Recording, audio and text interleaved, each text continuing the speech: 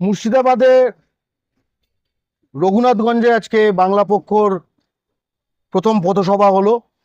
এর আগে সুতি শামশেরগঞ্জ এলাকায় বাংলা পক্ষর কর্মসূচি তথা সভা সবই হয়েছে এবং বাংলার এই এলাকার যে জ্বলন্ত সমস্যা, প্রাত্যহিক সমস্যা, যে লাখ লাখ মানুষ গৃহহীন হচ্ছে, উপাসনাস্থলহীন হচ্ছে, ইতিহাসহীন হচ্ছে, ভিটেহীন হয়ে যাচ্ছে, যে গঙ্গা পদ্মা ভাঙনের কারণে তার একটা স্থায়ী সমাধান, তার বৈজ্ঞানিক সমাধান এবং এর জন্য যে যে কারণগুলি দায়ী সেগুলিকে স্পষ্টভাবে নির্দিষ্ট করে সেই তালার সেই চাবি খোঁজার জন্য যে লড়াইয়ের রূপরেখা সেটা আমরা দিতে এসেছি এবং সেই লড়াই আমরা নেতৃত্ব দিতে এসেছি মানে আমি কলকাতা থেকে এসেছি, কিন্তু নেতৃত্ব দেবে মুর্শিদাবাদের বাংলা পক্ষ সংগঠন।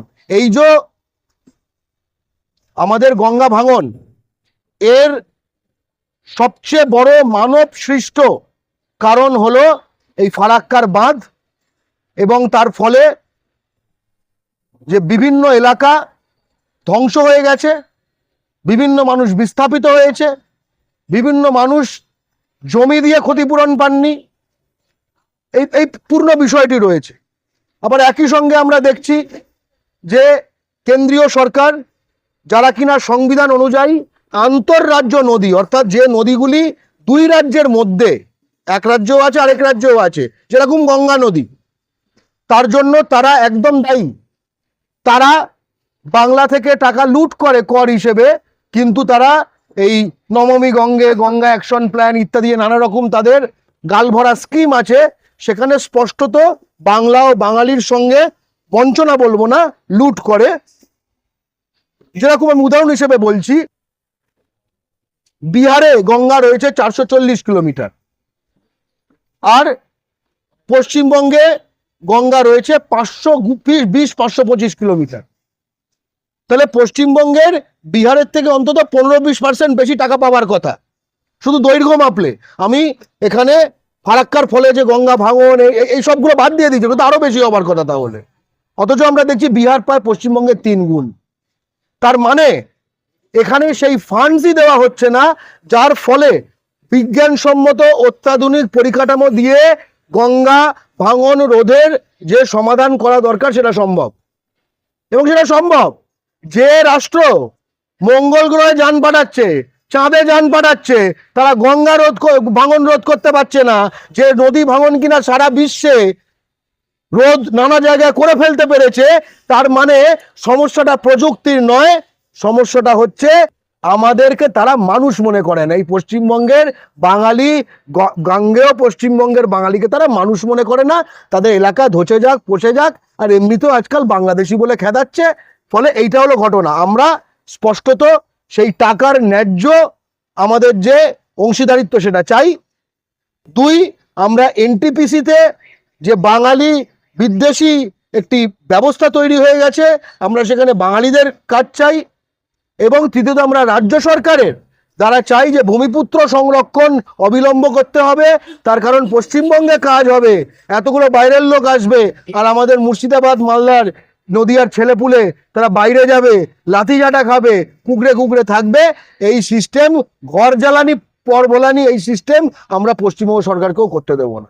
এখানে স্পষ্টত বিষয়টা হচ্ছে বাঙালিকে নিয়ে। এই 100 দিনের কাজ তো আর হিন্দু মুসলিমদেরকে আটকায়নি, হিন্দুরও আটকেছে, মুসলমানেরও আটকেছে। এই বাড়ির যে প্রকল্প, ওটা হিন্দু মুসলিমদেরকে আটকেছে।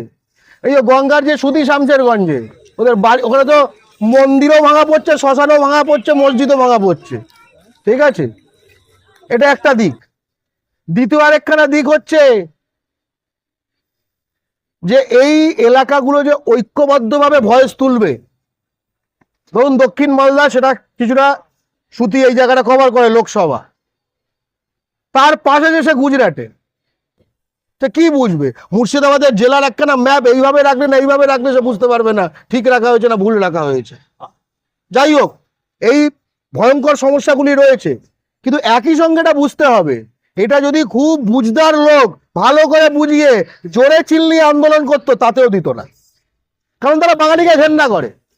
ও তৃণমূল করা বাঙালিকেও ঘেন্না করে, ঠিক আছে, তৃণমূল করা হিন্দু বাঙালিকে ঘেন্না করে, তৃণমূল করা মুসলমান বাঙালিকে ঘেন্না করে।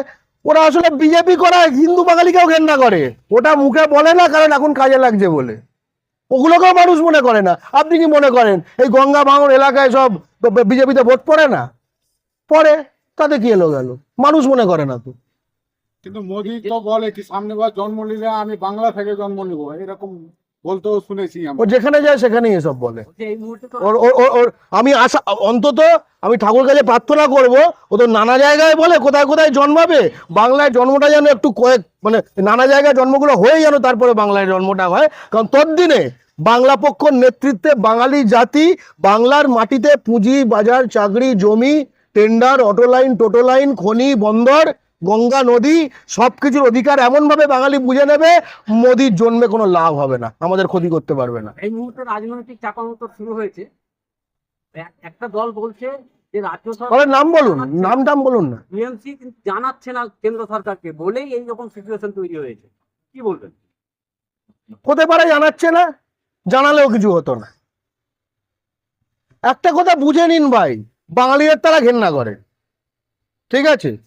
আর দ্বিতীয় কথা, যে জিনিসটি তাদের এখতিয়ারে, আন্তঃরাজ্য নদী তাদের এখতিয়ারে, এনটিপিসি ফারাক্কা তার ব্যারেজ তার যে ডাউনস্ট্রিম এই জিনিসগুলো তাদের এখতিয়ারে, বিএসএফ সেখানে টহল দেয়, তাদের ওয়াটার বোট আছে, তা কে কি জানাচ্ছে না?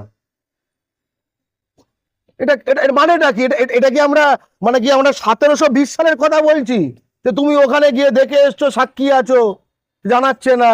এটা মানে এই কথাগুলো মানেটা কি? তৃণমূল বা কংগ্রেস, এখানে কংগ্রেসেরও এমপি আছে তৃণমূলের এমপি আছে, এরা জোরে জোরে চিল্লানোটা জরুরি, কারণ তারা বাংলার জনপ্রতিনিধি, কিন্তু চিল্লিয়ে হবে না, ঠিক আছে? বাঙালি হিসেবে বাংলার বিরুদ্ধে যেভাবে বাঙালির বিরুদ্ধে এই হিন্দি সাম্রাজ্যবাদী কেন্দ্রীয় সরকার বাঙালি জাতিকেই আসলে ধ্বংস করতে চায়, তার একখানা মঞ্চ হচ্ছে এই জায়গাটা। এরকম আরো অনেক মঞ্চ আছে সারা পশ্চিমবঙ্গ জুড়ে। এই সামগ্রিক লড়াইয়ের বিষয়টা আমরা যদি বুঝতে পারি তবে কিন্তু দিল্লি ভয় পাবে, দিল্লি বাঙালিকে ভয় পায় আসলে। আজকের পথসভার পরে কি কোনো পদক্ষেপ আছে? আর অবশ্যই আমাদের 20 তারিখ থেকে পরপর কর্মসূচি শুরু হয়েছে, এখানে শুরু হলো, এ তো সবে শুরু হলো। এতদিন নানা দল করেছে, ঠিক আছে?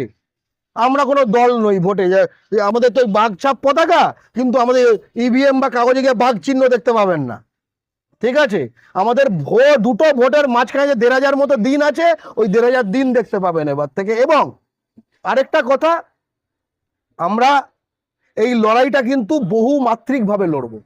হ্যাঁ, এখানে দেখবেন মিছিল হবে, এখানে দেখবেন সভা হবে, আবার দেখবেন যে রাষ্ট্রসংঘের কোন একখানা এজেন্সিতে একখানা চিঠি চলে গেছে, নানা রকম ভাবে হবে, ঠিক আছে?